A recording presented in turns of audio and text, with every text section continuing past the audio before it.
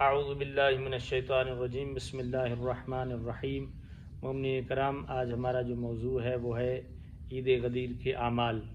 عید غدیر جسے عید اکبر کہا جاتا ہے، حضرت امام جعفر صادق علیہ الصلوۃ والسلام سے کسی نے سوال کیا کہ یا ابن رسول اللہ، یہ بتائیے کہ عید الفطر اور عید الاضحیٰ کے بعد مسلمانوں کی کوئی اور بھی عید ہے؟ تو آپ نے ارشاد فرمایا، ہاں، عید غدیر 18 ذی الحج جسے عید اکبر کہا جاتا ہے، یہ مسلمانوں کی بہت بڑی عید ہے۔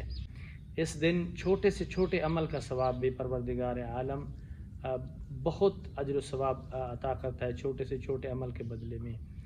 اس دن کے اعمال میں سے اہم اعمال ہیں، وہ آپ کی خدمت میں پیش کریں گے۔ سب سے پہلے ہے اس دن کا روزہ۔ اس دن روزہ رکھنا بہت اجر و ثواب کا حامل ہے، یعنی اس دن ایک دن کا روزہ ایسے ہے کہ ایک دن کے روزے کے بدلے پروردگار عالم 60 سال کی عبادت کا اجر و ثواب عطا کرتا ہے۔ 60 سال کی عبادت کے ساتھ 100 حج اور 100 عمرہ کے برابر پروردگار عالم اس روزے کے بدلے اجر و ثواب عطا کرتا ہے۔ دوسرا، عید غدیر کے حوالے سے جو عمل ہے 18 ذی الحج کا، وہ ہے غسل کرنا۔ قربۃ اللہ کی نیت سے آپ غسل کریں، اور غسل زوال سے پہلے کریں، تاکہ آپ اس کے غسل کے بعد آپ 2 رکعت نماز، جس کے 2-3 طریقے بتائے گئے ہیں، مفاتح الجنان میں اس کی تفصیلات موجود ہیں۔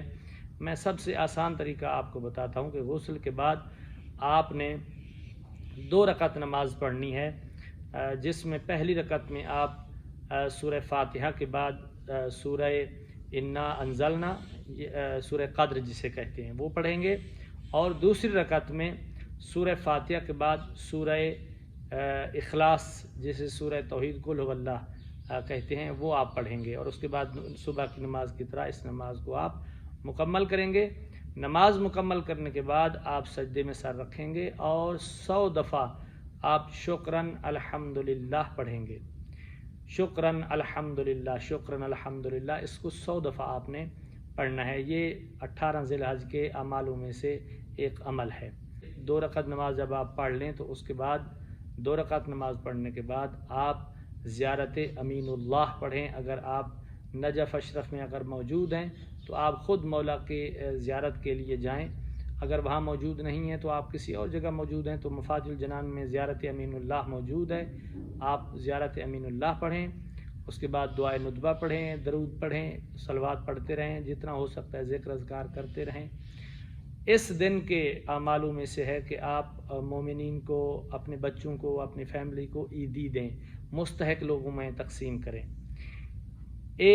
اگر کوئی مومن 1 درہم کسی مومن کو دیتا ہے، کسی مستحق کو دیتا ہے یا عیدی کے طور پہ دیتا ہے، تو پروردگار اس 1 درہم کے بدلے میں اس مومن کو 1000، اور روایت میں ہے کہ 1,00,000 درہم کے برابر اجر و ثواب عطا کرتا ہے۔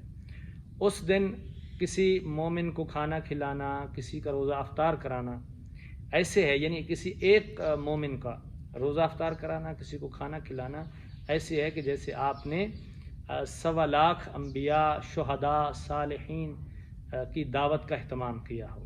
کتنا بڑا اجر و ثواب ہے اس دن مومنین کی خدمت میں کھانا پیش کرنا، انہیں کھانا کھلانا، کسی کا روزہ افطار کرنا۔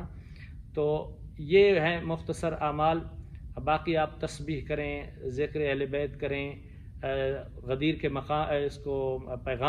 غدیر کے پیغام کو زیادہ سے زیادہ پھیلائیں، اور جتنا ہو سکتا ہے محمد وآل محمد کی بارگاہ میں درود کا ہدیہ پیش کریں، اچھا لباس پہنیں، خوشبو لگائیں، اور جتنا آپ باقی چیزیں ذکر اذکار کر سکتے ہیں وہ کریں۔ مومنین ہمیں اپنی دعاؤں میں یاد رکھیے گا۔ السلام علیکم ورحمۃ اللہ وبرکاتہ۔